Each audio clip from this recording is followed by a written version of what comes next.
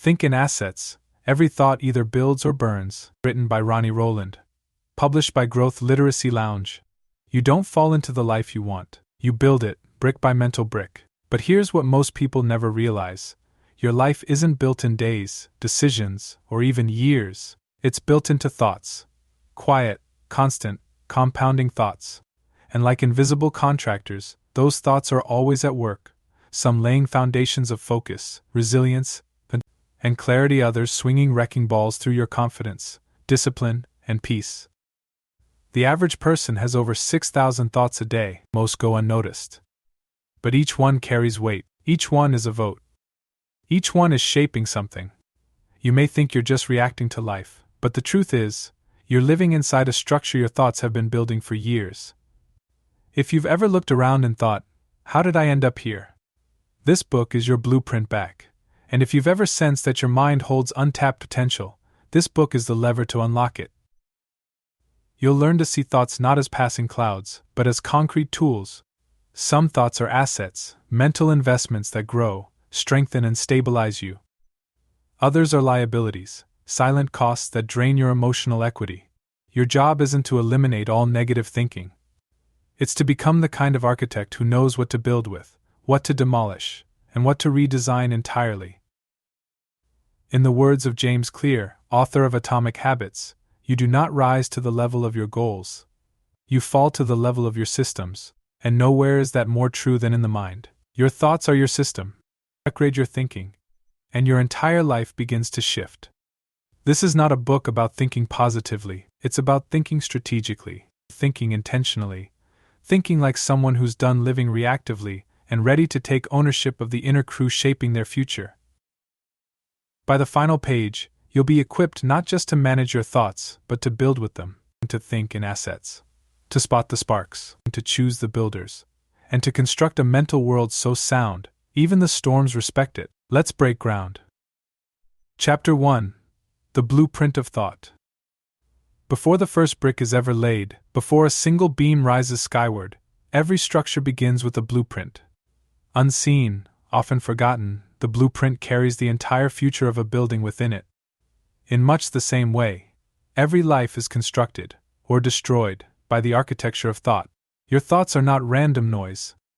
They are the lines and measurements, the silent designs shaping what will or will not be built. Most people wander through life like squatters on a construction site, surrounded by tools they never touch, structures half-finished or crumbling, and no idea who approved the design. Thoughts come and go without inspection. Doubt pours concrete over potential. Fear saws through the supports of self-belief. Shame buries ambition in drywall. And no one stops to ask, who gave these thoughts a hard hat? Neuroscience confirms what philosophers have long suspected: most thoughts are recycled. According to research, an estimated 95% of daily thinking is repetitive, and up to 80% of that is negative. Like a flawed blueprint photocopied again and again, faulty thought patterns become the foundation. Eventually, the builder begins to trust the walls that trap them. This is the silent tragedy of mental autopilot. It feels familiar, so it feels right. But what if every thought was treated as a worker entering your mind's job site? Imagine if each idea had to check in, declare its purpose, and prove its value. A thought like "I never finish anything" arrives. What would happen if it had to show credentials? Has it helped build anything? Or has it merely torched possibility after possibility? The question is simple, almost deceptively so. Does this thought build or burn? Some thoughts are pure architecture. A moment of discipline at 6 a.m., a structural beam of future consistency. A decision to forgive instead of fester. An emotional skylight that lets light back in. An intentional affirmation repeated when no one else believes in you. Rebar strengthening the unseen core. Other thoughts, however, arrive with gasoline. Comparison doesn't just distract, it undermines your unique blueprint. Self-pity doesn't comfort, it corrodes the foundation. Resentment doesn't protect, it poisons the cement. Awareness is the gatekeeper. You cannot manage what you do not measure. Architects obsess over blueprints because every centimeter matters. A single miscalculation and the building leans, creaks, or collapses. Your thoughts deserve the same scrutiny. Start noticing them not as facts, but as materials, each one with weight, structure, and consequence. There's no need to wage war against negativity. Fire has its place. When controlled, it can forge steel, but left untended, it devours. The goal is not sterile positivity, it's intentional construction. Every thought should earn its place. Ask it, what are you here to build? Over time, this vigilance transforms you from tenant to architect. You stop reacting to your mental landscape and begin reshaping it. Walls of fear are replaced with windows of perspective. Scaffolding of discipline rises where once lay rubble. The noise of uncertainty fades as the design grows clearer. The mind, once a chaotic zone of random construction, begins to resemble something breathtaking, a structure rising into clarity, built brick by brick, thought by thought. You begin to see it not just as potential, but as property. And like any valuable asset, it must be protected, developed, and expanded with intention. You are always building something with your thoughts. The question is, what? Every thought is a builder, or a burner. Nothing is neutral. Your mind is a construction site. Inspect every idea like it's entering with tools or torches. Awareness isn't positivity, it's architectural clarity. Which thought patterns have been building in silence, and which have been burning beneath your notice?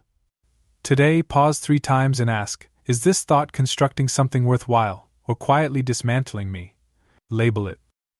Then choose the builder. Chapter 2: Mental Real Estate. Every thought takes up space. Some build wings onto the mansion of your mind. Others squat in the basement, leak mold into your self-worth, and silently drive down the property value of your potential. The question is not whether thoughts live inside you. The question is whether they're assets or liabilities, and what kind of rent they're paying. Imagine your mind as a neighborhood. Some areas are clean, developed, filled with parks and pathways of possibility. These are the thoughts you've cultivated: gratitude, courage, focus. They boost emotional property value. They attract more of their kind. But other districts are overrun: fear-filled alleys, condemned buildings of regret, toxic tenants who were never evicted. Left unchecked, they sprawl. And soon, they dictate how you walk through your own mental landscape. From a neurological standpoint, thoughts become physical. Every recurring idea wires neurons together. The more you think about it, the easier it becomes to think again. Like adding bricks to a wall, your brain doesn't differentiate between true and false, it reinforces what's repeated. This is why chronic self-doubt feels so convincing. It's not accurate. It's just heavily reinforced. Some thoughts are luxury high-rises. A well-trained gratitude habit, for instance, builds emotional insulation against chaos.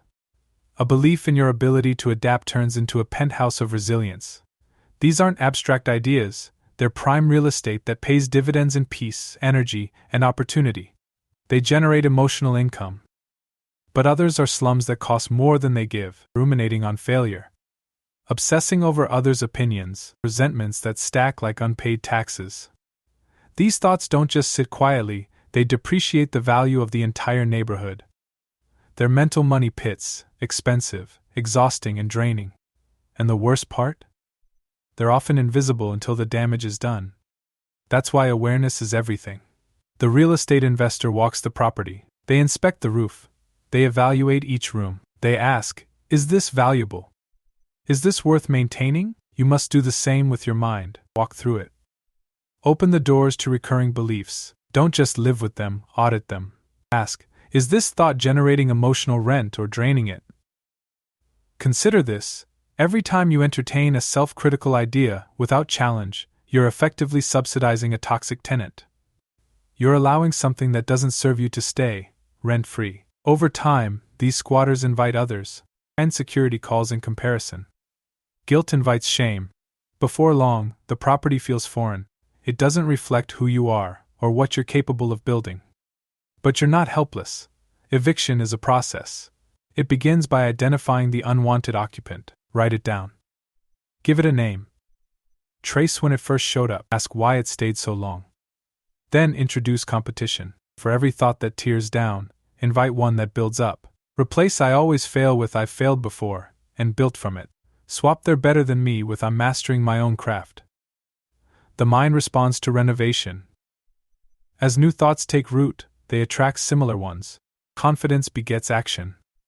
Action creates evidence, and evidence reinforces belief. You don't need to flip the entire neighborhood overnight. Start with one room, one tenant, one habit of thought that deserves an upgrade. Over time, your mental real estate becomes a space you want to live in, functional, expansive, peaceful. You no longer rent space to thoughts that poison your vision. You invest in ones that compound value. Thoughts may be invisible, but their effects are not. The condition of your inner property dictates the direction of your outer life. If you want different results, you need different tenants. Thoughts are tenants, some pay emotional rent, others drain your value. Repetition wires belief, regardless of accuracy. Audit your mental real estate and evict toxic squatters. What thoughts have been living in your mind rent-free, and are they adding value or decay? List 3 recurring thoughts today. Label each as an asset or liability. Then replace one liability with a builder thought you choose. Chapter 3: Builders and Arsonists. Not all thoughts are equal. Some arrive on the scene with a hammer and blueprint, ready to reinforce your goals, strengthen your character, and lift the scaffolding of your future. Others sneak in with a gas can and a grin, looking for the nearest beam to torch. Builders and arsonists. That's who you're dealing with, every day, every hour, in the silent corners of your mind. A builder's thought doesn't always look heroic. It may whisper instead of shout. You can try again tomorrow. That mistake doesn't define you. You've done hard things before. These are quiet foremen, steadying your resolve, stabilizing your foundation. They work while you sleep, laying bricks of belief, mixing mortar from lessons learned, installing windows that let in light on your darkest days. Builders construct not just confidence, but clarity. They help you see what's possible. Arsonists are different. They're slick, persuasive. They show up disguised as honesty or realism. You're probably not good enough. Everyone else is ahead. Why bother? These thoughts don't burn everything at once. They light small fires in strategic places: self-worth, motivation, trust. And they leave just enough behind to make you think nothing's wrong. Until one day you look up and realize the blueprint is charred, the site is smoking, and the builders have gone silent. Psychologists refer to these destructive patterns as cognitive distortions, thought habits that warp reality. Catastrophizing, personalizing, filtering out the good. These aren't just annoying tendencies. They're mental accelerants. When left unchecked, they don't just distort a single moment, they sabotage entire seasons. And worse, they invite more arsonists. Fear opens the door for comparison. Comparison ushers in resentment. Soon your mental job site is overrun by a crew you never hired. But you can't fire what you haven't identified. The first step is naming your crew. Who are your builders? What phrases or beliefs consistently lift you? They're usually rooted in growth, self-respect, or alignment with your deeper values. Perhaps it's every setback is a setup, or I don't have to be the best, just better than yesterday.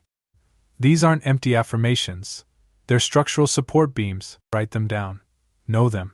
Revisit them like a daily safety inspection. Now, name your arsonists. Be honest. What thought always shows up when you're tired, uncertain, or stretching? Which idea smells like smoke the moment it enters? Don't shame it, spot it. Labeling weakens it. Give it a name if needed. There's never enough Nick again. Or classic imposter voice. Once named, you can isolate it, interrupt it, and eventually replace it. The goal is not to be thought police. Builders and arsonists often work side by side, but awareness lets you reassign duties. When fear pipes up, thank it for trying to keep you safe. Then assign courage to take the lead. When doubt arrives, invite discipline to hold the line. Over time, this mental project becomes less chaotic and more cooperative. You become the foreperson, guiding the team with wisdom, not reacting to their noise. Thoughts can't be fully controlled, but they can be curated. Builders multiply when you use them. Arsonists shrink when you confront them. The difference between construction and destruction is only a few mental decisions per day. The good news is, you don't need to eliminate every arsonist, you only need to empower your builders more. The most powerful minds are not fireproof, they're just fire-aware. They keep water nearby, They trust their crew, and they know, without hesitation, who's holding the match. Some thoughts build, some thoughts burn. Identify both. Naming destructive thoughts disarms them. Empower your builder thoughts to take charge. Which recurring thought in your life feels like an arsonist in disguise, and what builder can you assign to counter it? List 3 builder thoughts and 3 arsonist thoughts. Practice replacing one arsonist today with a builder on repeat. Chapter 4: The Cost of a Single Spark. It doesn't take a bonfire to burn down a building. Sometimes, all it takes is one unattended spark, one flicker of doubt, one moment of unchecked anger, one quiet voice whispering a toxic sentence at just the wrong time. In the architecture of the mind, small thoughts can lead to massive damage, not because they're loud, but because they're left unexamined. Picture a half-built wooden structure. The foundation is solid, the framework rising strong. Then a careless spark drifts in, a careless phrase, a haunting memory, a cruel comparison. It doesn't seem serious at first, just smoke. But no one acts, no one inspects. The spark finds dry timber and begins to smolder, and soon, the building groans with heat, beams collapse. Dreams char. The project halts, and the spark, still tiny in origin, has now altered the entire blueprint. Thoughts behave the same way. A single critical comment can live in the shadows of the mind for years, replaying louder than entire seasons of progress. One self-diminishing belief, "I always mess things up," can override countless moments of competence. Not because it's true, but because it went unchecked. The brain doesn't naturally filter good from bad. It filters what's familiar. If you let one spark repeat long enough, it builds its own kindling. Neuroscientific studies show that the brain reacts more intensely to negative stimuli than positive. This is called the negativity bias. It's a survival mechanism meant to alert you to threats. But in the modern world, threats aren't always lions, they're thoughts, and the same wiring that once saved us now works against us. A single critical email overshadows a dozen compliments. One mistake floods out 100 wins. If you're not careful, your builders end up working overtime just to undo the mess left by one bad spark. There's a deeper cost too. A single spark doesn't just damage structures, it erodes confidence in your ability to build. After enough flare-ups, you may begin to hesitate before starting. Why lay another foundation, you wonder, if it might all go up in flames again? This is where arsonists do their best work, not in burning down walls, but in convincing you not to rebuild. But this story doesn't have to end in ash. Just as sparks cause fires, awareness prevents them. Mental fireproofing isn't about avoiding all sparks, it's about catching them before they catch momentum. You build mental smoke detectors by listening. When a thought enters, pause. Ask, what emotion is this triggering? What's the outcome if I let this loop? Where has this thought led me before? Sometimes it only takes a breath to stop a blaze. A deep inhale, a spoken truth, a written reframe. Other times, it takes a full cleanup crew, journaling, support, therapy, and spiritual reflection. Whatever the case, early intervention is the key. You don't need to be fearless, you just need to be alert. Because every builder knows this rule: fire doesn't wait for your permission. Not all sparks are bad, of course. Some ignite passion, some fuel change. But even a good fire needs a container. Without one, it consumes rather than refines. Your job is to become a skilled handler, someone who can tell the difference between heat that forges and heat that destroys. You can't control every spark, but you can control what you build around it.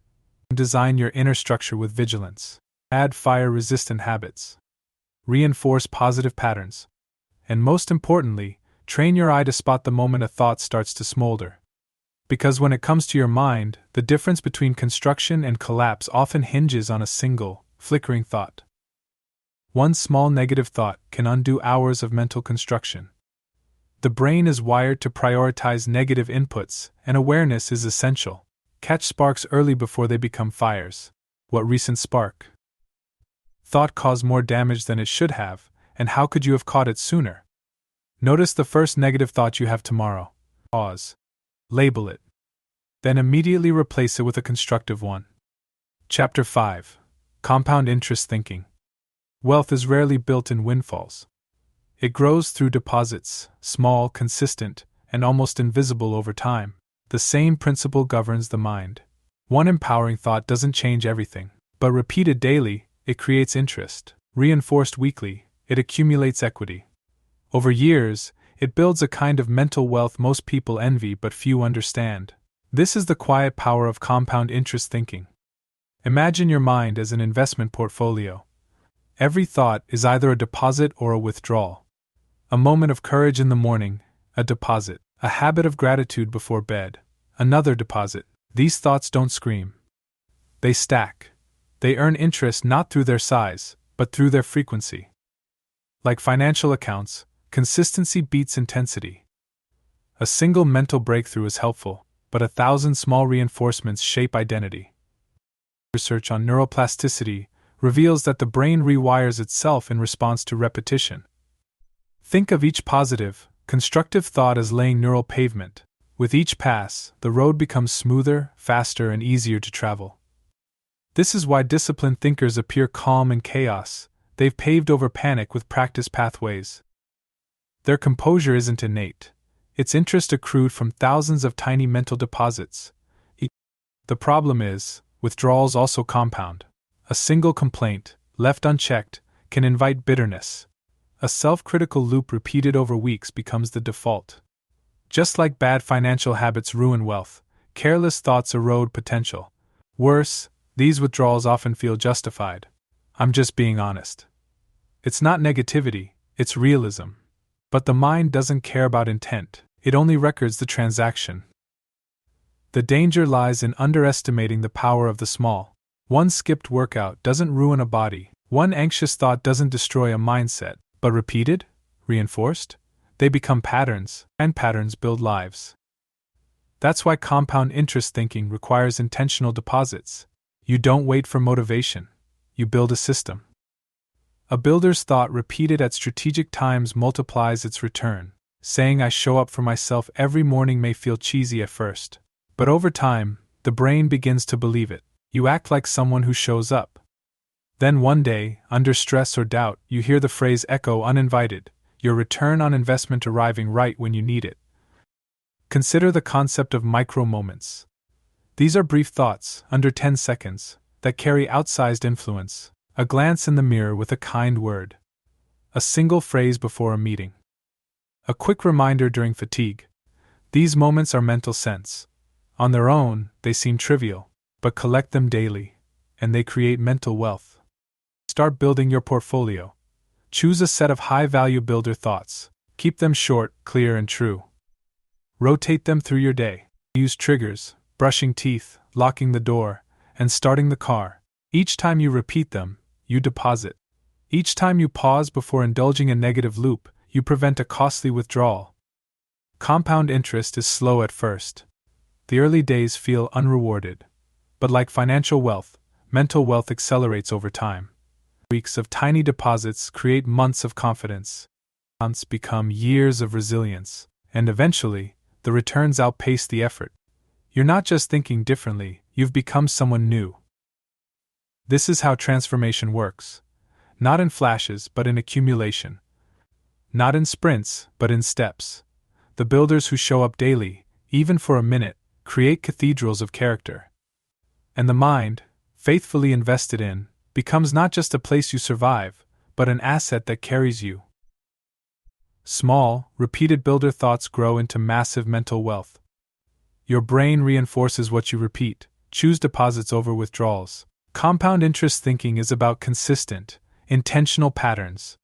What small thought could you repeat daily that, over time, would shift the trajectory of your mindset? Pick one builder phrase.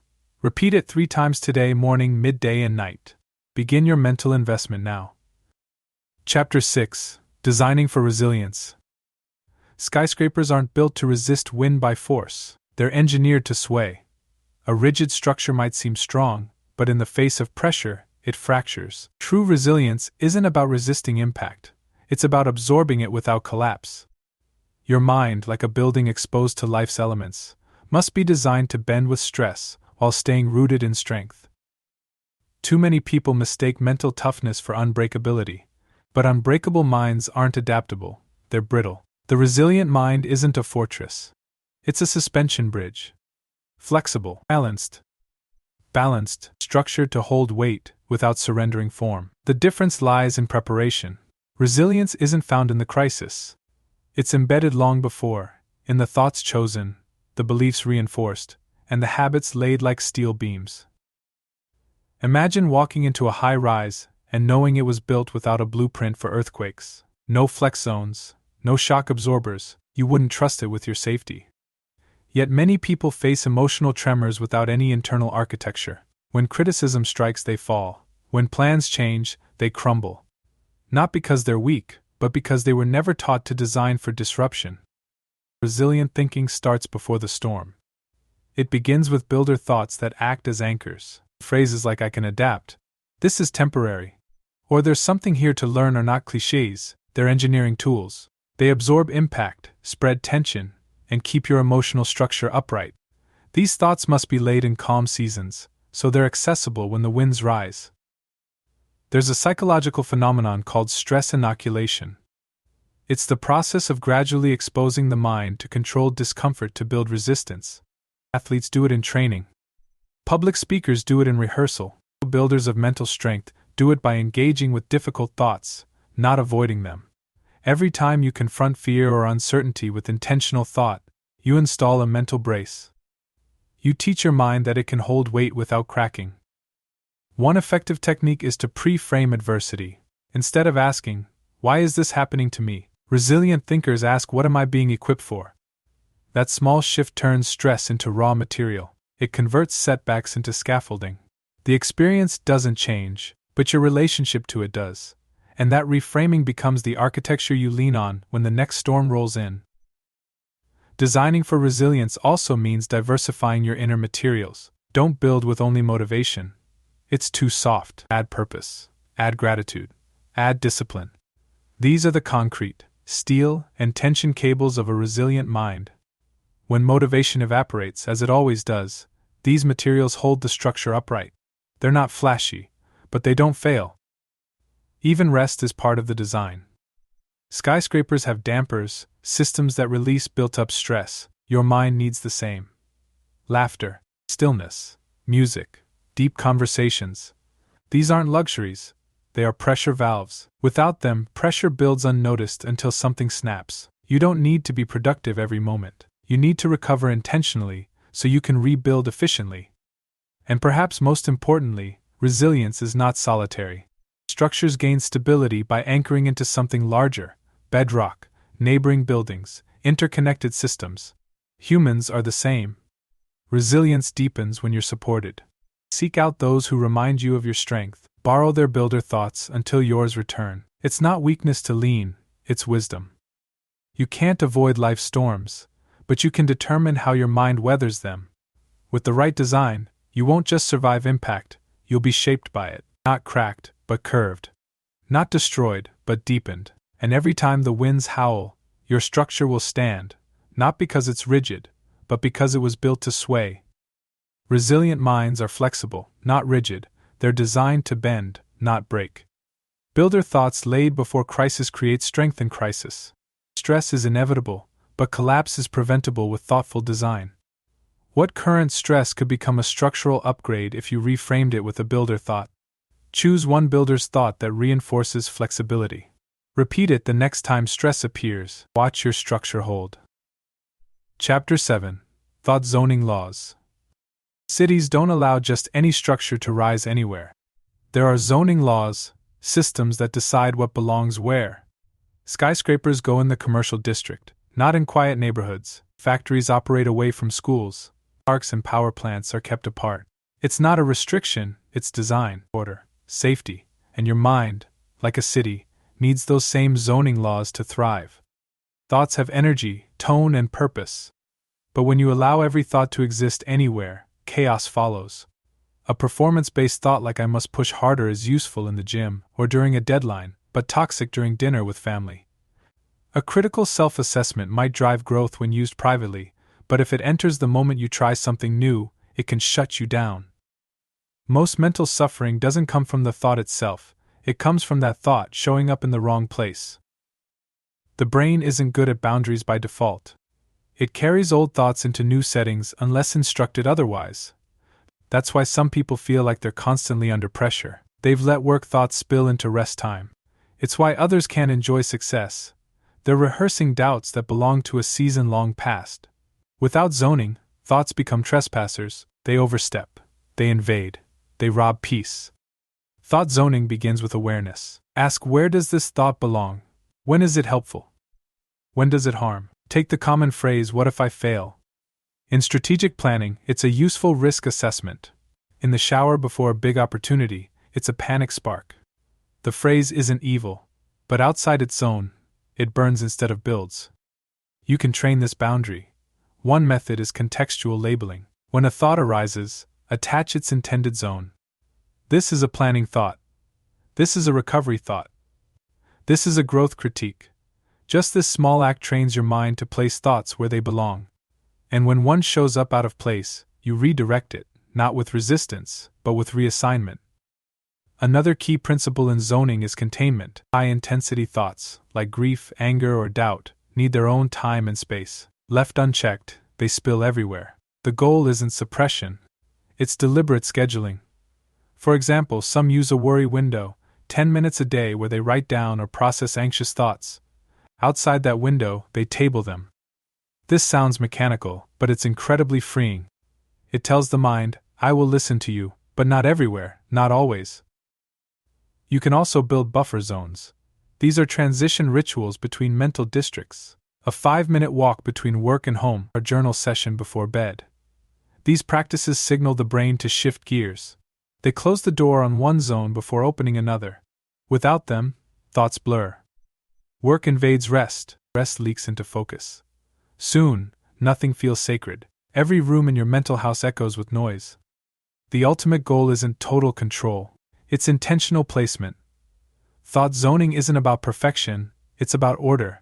Peace doesn't require silence, it requires structure. And when each thought is allowed to live in its rightful space, the mind begins to breathe again. Creativity blooms in its garden. Discipline thrives in its workshop. Reflection rests in its sanctuary. Most people build mental cities with no zoning at all, but you don't have to. You can designate districts, assign space. Protect boundaries. Your mind deserves that respect. Not every thought should be allowed to wander freely. Some need walls. Others need windows. All need placement. And with the right zoning, your inner world becomes not just livable, but luminous. Thoughts must be placed intentionally. Where they belong, they build. Out of place, they harm.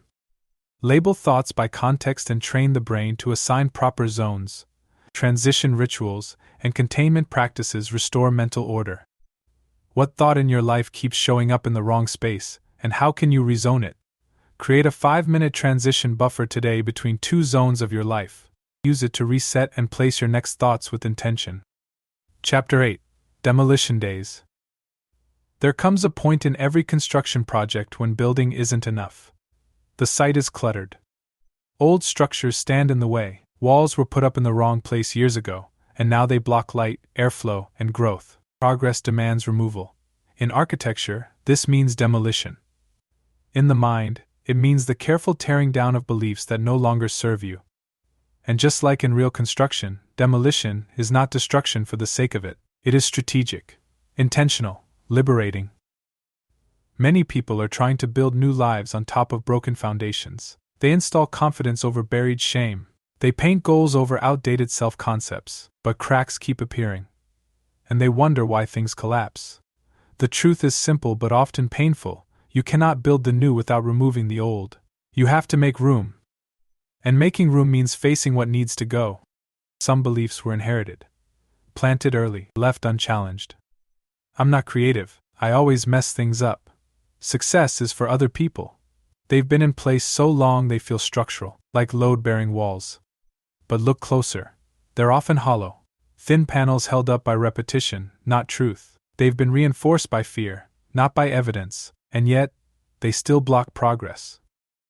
Psychologists call these core beliefs deep assumptions formed through early experiences. They shape how you interpret everything, and until you examine them, you can't change them. That's where demolition begins. Not with a sledgehammer, but with a question: is this belief still useful? Does it reflect who I am now? If not, why is it still here? Controlled demolition takes precision. You don't blow up the whole building. You identify what's faulty, isolate it, and remove it with care. One effective method is the break and build exercise. Start by writing down a limiting belief. Then, trace its origin. When did you first hear it? Who gave it to you? Was it based on fact or fear? Next, challenge it. Find evidence that disproves it. Finally, replace it. Construct a builder thought in its place, not just positive but accurate.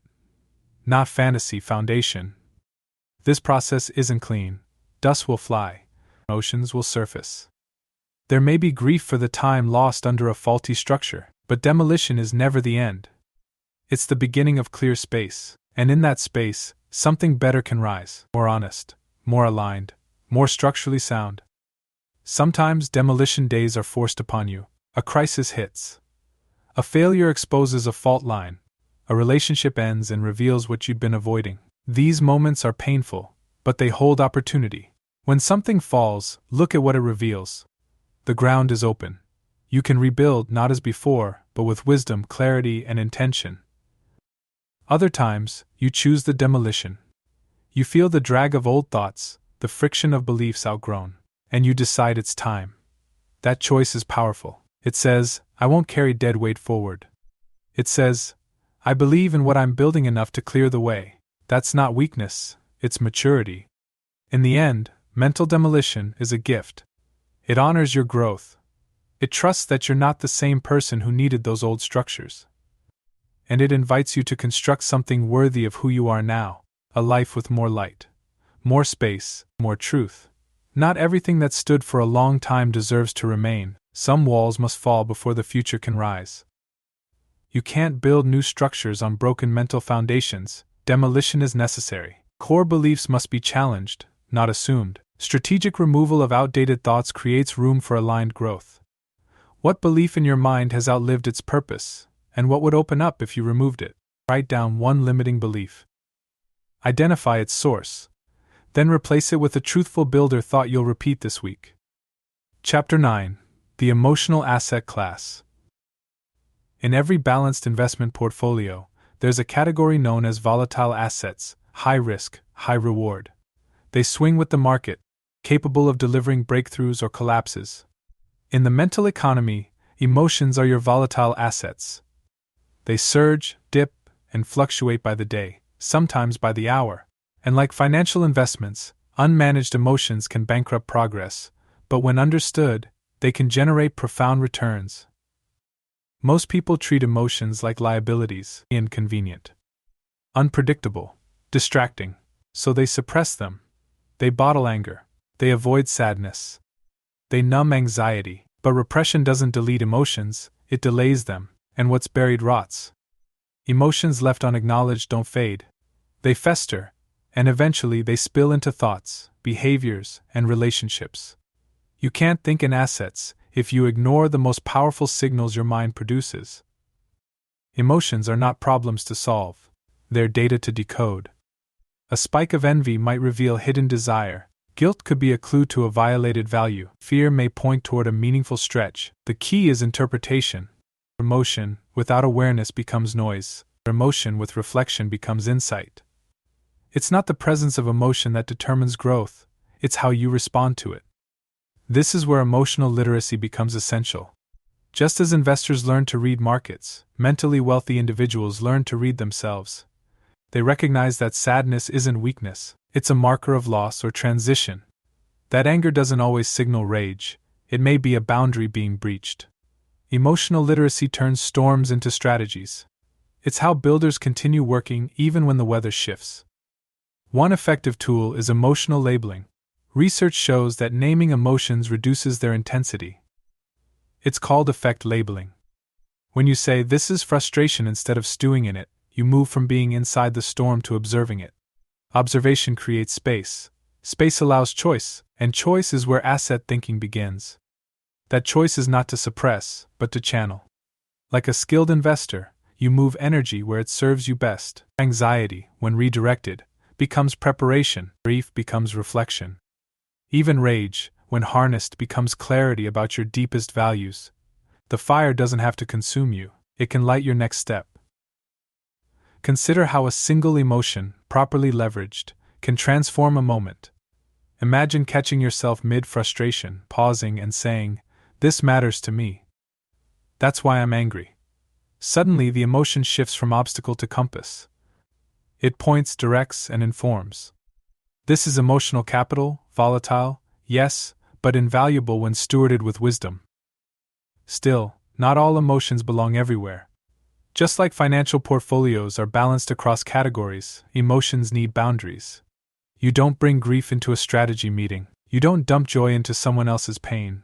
This isn't repression, it's placement. Emotions, like thoughts, require zoning. Feel everything, but don't place everything everywhere. That's how you stay grounded. Resilience isn't about avoiding feelings. It's about trusting your ability to feel without being overrun. Every time you ride out a wave without acting on impulse, you build emotional equity. Over time, that equity turns into confidence. Not the loud kind, but the steady assurance that says, no matter what I feel, I know how to respond. Emotions are not distractions from growth.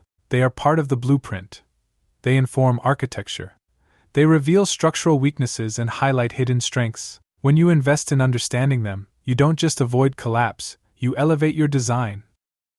So treat your emotions like you would a powerful asset class. Don't fear them. Don't worship them. Learn them. Manage them. Leverage them. Because the wealthiest inner worlds are not the quietest, they're the most emotionally intelligent. Emotions are volatile assets, not to be suppressed, but strategically managed. Naming emotions creates space to choose your response. Emotional literacy transforms reactive energy into reflective insight. Which emotion have you been avoiding, and what truth might it be trying to reveal? When you feel a strong emotion today, pause and name it. Then ask, what is this feeling pointing to that I need to see? Chapter 10. Thought Architecture in Relationships. No structure stands alone. Every building exists within a cityscape, interacting with roads, utilities, and neighboring towers. In the same way, your thoughts don't just shape your inner world, they form the architecture of how you relate to others. Whether it's a conversation, a conflict, or a connection, the thoughts you carry into your relationships become the unseen framework supporting or straining the bond. Most interpersonal issues are not purely behavioral.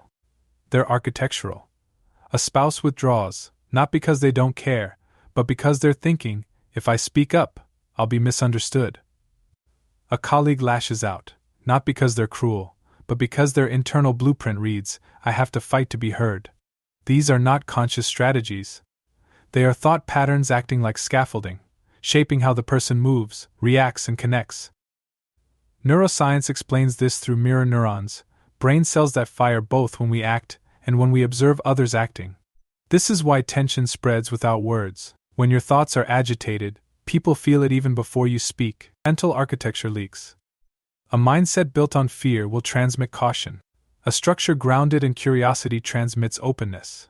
You don't need to say everything you think, but what you think always says something. The most damaging relational patterns often stem from mental defaults.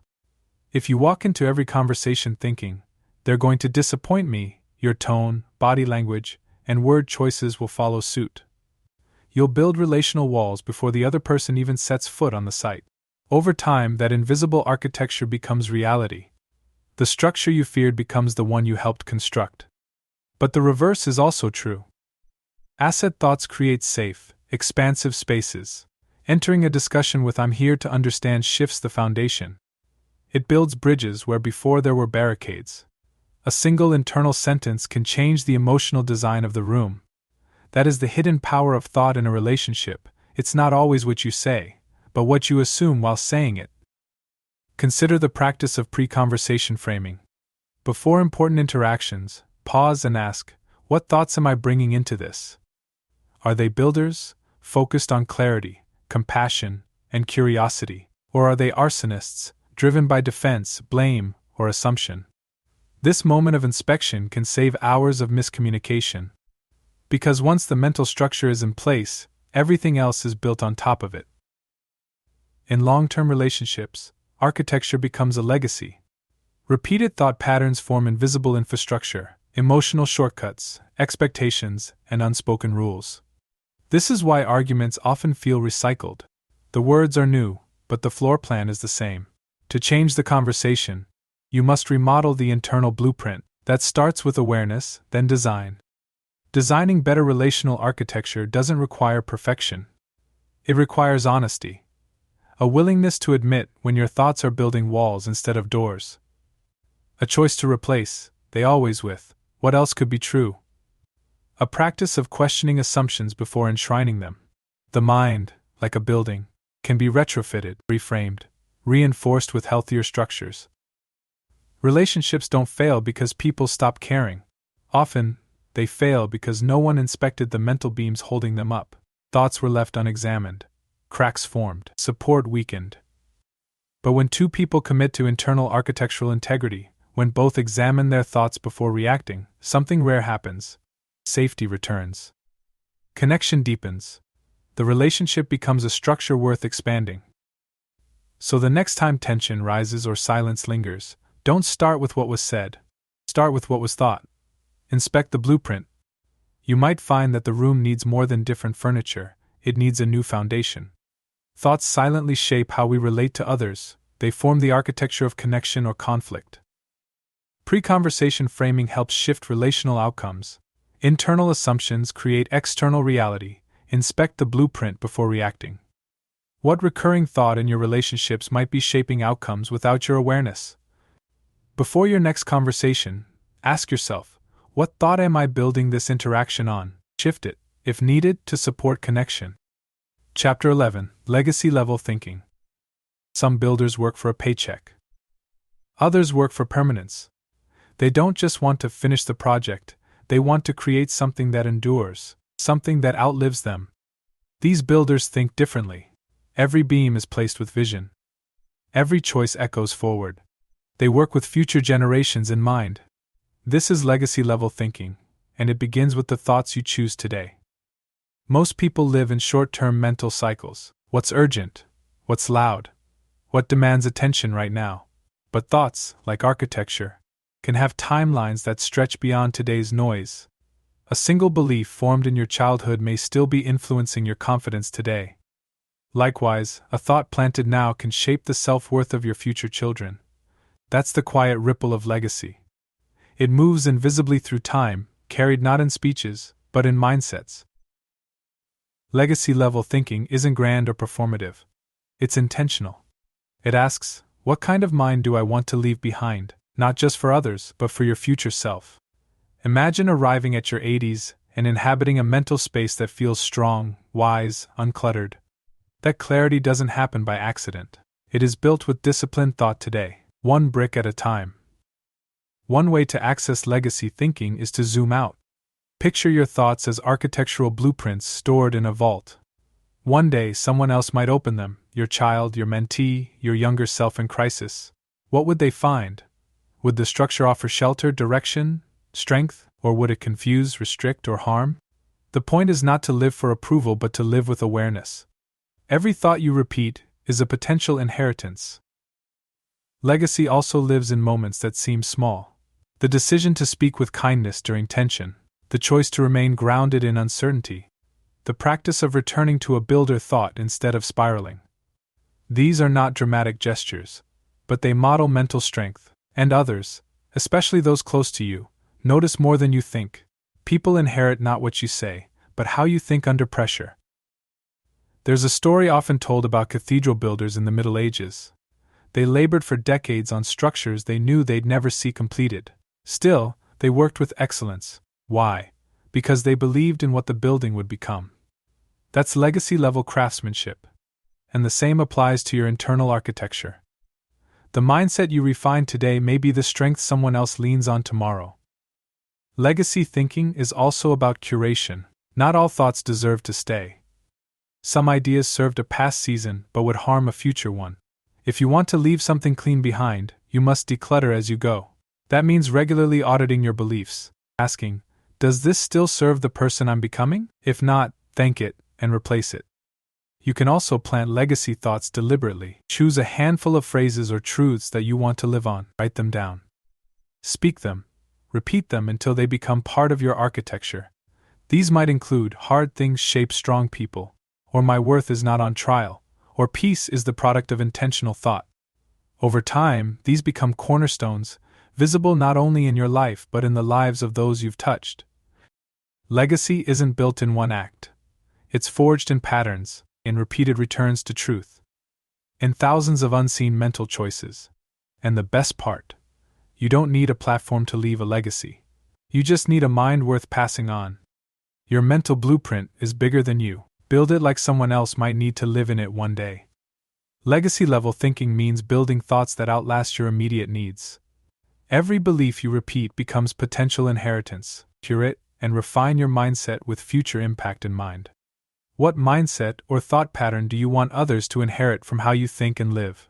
Choose one legacy-level thought today, write it down and repeat it aloud. Let it begin laying a brick for the future. Take care and be well.